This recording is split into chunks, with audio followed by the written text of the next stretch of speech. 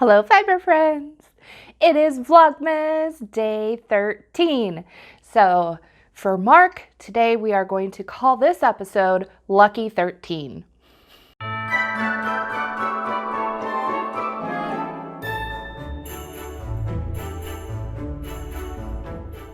Do you ever make impulse buys of yarn that is not your typical kind of aesthetic or fiber or feel or style? You know, like you knit only lace shawls and one day you come home with a ball of chunky, or you spin your own fiber and one day you come home with a ball of scrubby. This is Scrubby from Red Heart, and it's of course Christmassy colors, red, green, and white. Here's the label. It is 100% polyester, and I'm not a huge fan of polyester, especially for wearing. It's just, I find it very uncomfortable, but I have been looking for an alternative for scrubbing our dishes, and I thought maybe I would try this because you can throw it in the washing machine, and maybe it'll work better than the cotton dishcloths I've been knitting as far as having some sort of a scrubbing action. And it's festive, so why not? But I'm still not a fan of polyester. I don't know. I guess this was an impulse buy and I'm just experimenting with it. We'll see. We'll see. This is the dishcloth I've made so far. It's very basic. I cast on 30 stitches and I'm just going back and forth in a garter rib, and this is what we have so far. It's not very comfortable in my hand because it feels scratchy. And so I guess that's my question. Have you ever had a buyer's remorse of yarn? I think the thing that caught my attention was the construction of the yarn, because it has all these little loopy doops everywhere, which of course gives it its scrubbiness. This is a boucle yarn. Boucle in French means loop. Any yarn that has loopy doops along the length of the yarn is a boucle. And of course we have boucle fabric, which would be fabric made from a boucle kind of fiber or yarn, and it also has that loopy doopy texture to it. Loopy doopy is a technical term. I'm gonna go with that. So I'm hoping maybe today we will get something that we can maybe spin a boucle. People have been requesting boucle and I would love to do that. So let's see. And I don't know, scrubbies are useful. At least it's handmade and washable, reusable. Lucky 13 for Mark. Let's start with the blessing. This one,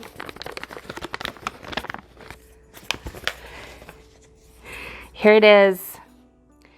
May your drop spindle only land on soft things. That's a good one. Because he knows it's gonna drop, it's inevitable. Okay, let's see what fiber we have. Should I give you the peek first? Can you see? Can you see what it is? Well, I love it or hate it. I don't know. It's number 13. Lucky 13.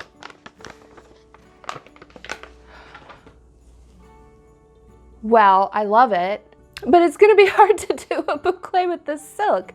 When you create a boucle, you really want to have something a little more structured or sturdy, which is why a classic boucle would be done with a mohair, because it doesn't fold over. It keeps that energy in a loop shape. I might have to add something to this to make it work. I'm gonna go dig in my stash. I'll be right back. Sadly, I don't think a boucle is going to work with this particular fiber, so we'll just have to keep crossing our fingers.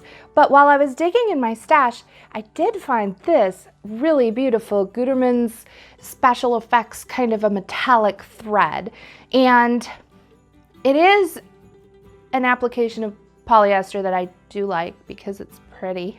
So let's create a batt on the blending board instead of Rolex, and let's just blend this together with a batt and then create sort of a thick and thin single, and then thread ply it with this sparkly metallic thread. I think that will make a beautiful yarn. So let's get busy.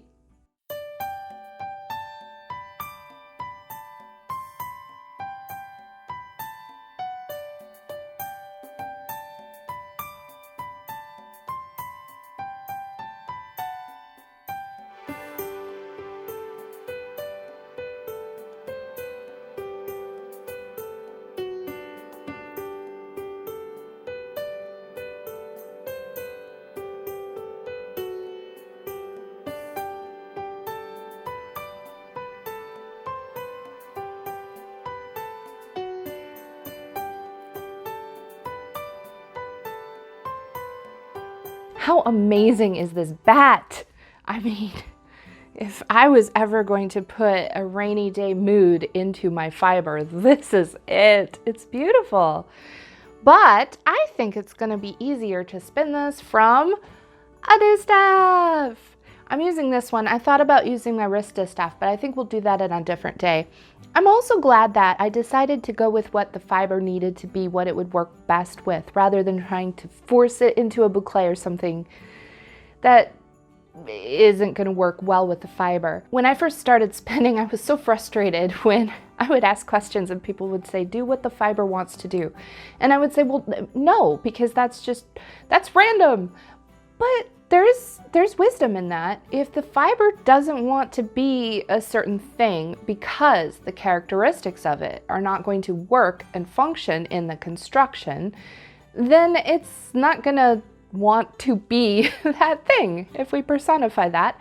But there's truth there. So work with what the fiber is going to do well, I think is the lesson here. So I'm going to wrap this up on my Harry Potter wand distaff. This is Luna Lovegoods. It's a replica. People were asking where I got this wand, and I went and looked it up, and the shop where I got it has gone out of business. But it is a replica of what was used in the movie, and I know a lot of people, you know, have different things to make them, but I think it's fun just using a wand as a distaff. Plus the handle is, you know, convenient, comfortable. It's good. So to wrap this one, I am just going to wrap it around. You could absolutely secure this with some ribbon. That would sort of be a Viking style to wrap your wool around a distaff you hold in your hand and then put ribbons around it to secure the wool. I probably should be doing that, but I can't think of where I have any ribbons conveniently. So we're just going to go with this. Of course, they wouldn't be using a spinning wheel either, so we'll make it work. I'm just gonna get a piece of this started and spin clockwise. For this spin, I'm not concerned about consistency. In fact, I want it to have some lumps and bumps and slubs. I think that's gonna look really cool in the final yarn.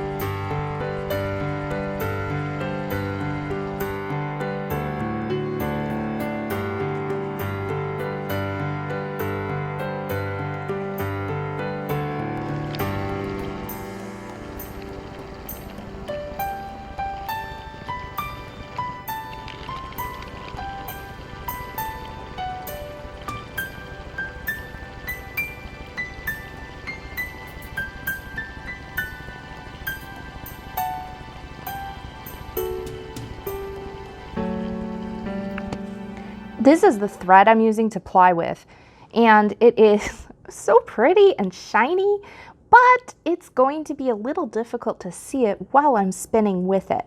So we'll do our best, but I'm just gonna get it started here.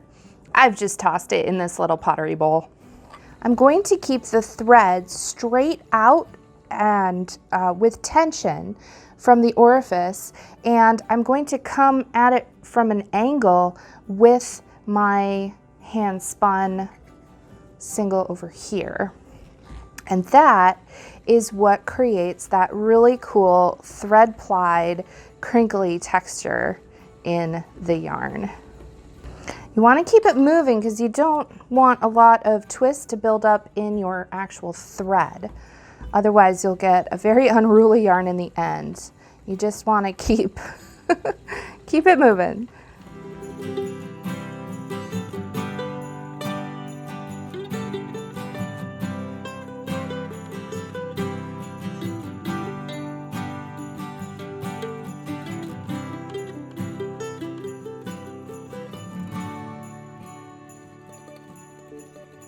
You will definitely want to check this one out on my Instagram and get some up close views of this yarn because it is just so pretty. Thread plying is also a great way to get extra yardage. If you only have a small amount of fiber, you can get a lot more yardage with a very cool effect, you know, different than just a singles yarn. Look at that. It is gorgeous. Okay, friends. This is on my top 3. I think this is on my top 3. This is beautiful, beautiful yarn. I've had some questions about what kind of textured yarn or art yarn is good for beginners. This one. When you're a beginner and you're working on consistency, you get those lumps and bumps. Thread ply it and you transform it into something unique and amazing. So I definitely recommend this if you want textured yarn and you're a beginner and some of the other fussy things look intimidating. Try this. I think you'll be pleasantly surprised. Okay, friends, happy spinning, happy Vlogmas, and I'll see you tomorrow.